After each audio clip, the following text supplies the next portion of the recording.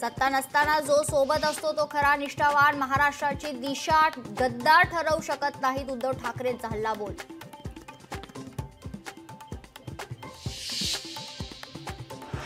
आपला आवाज कुणी ऐकत नाही म्हणून आपले विचार हिंदू हृदय सम्राट वंदनीय शिवसेना प्रमुख बाळासाहेब ठाकरेंच्या आवाजात ऐकवण्याचा पोरकटपणा, चंद्रशेखर बावनकुळेंचा ठाकरेंवर निशाणा. ईव्हीएम हायजॅक होतंय असं तुलसी गबाड म्हणाल्या. मोदींच्या बहिणीने हे स्वतः सांगितलं. संजय राऊतांचा मोदींना खोचक टोला. महाराष्ट्र चाललाय कुठे, सर्वांनाच प्रश्न. नाशिकमध्ये निर्धार शिबिरातून आदित्य ठाकरेंचा सरकारवर निशाणा. मुंबईतील रस्ते घोटाळ्यावरूनही तोफ डागली. भाजपचा मुंबई अध्यक्ष ठरण्याची शक्यता. मुंबईतील दादरच्या वसंत स्मृतीत बैठक. तर प्रवीण दरेकर आणि अमित साटम यांच्या नावाची चर्चा.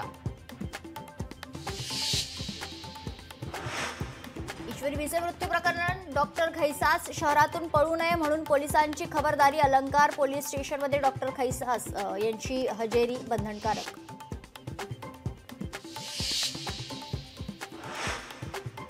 पोलिस भरतीची तयारी खरं तर करणाऱ्या उमेदवारांसाठी आनंदाची बातमी. 2024-2025च्या पूर्वतयारीसाठी आज मुंबईमध्ये महत्त्वाची बैठक. रखडलेल्या भरतीचा मार्ग मोकळा होण्याची शक्यता.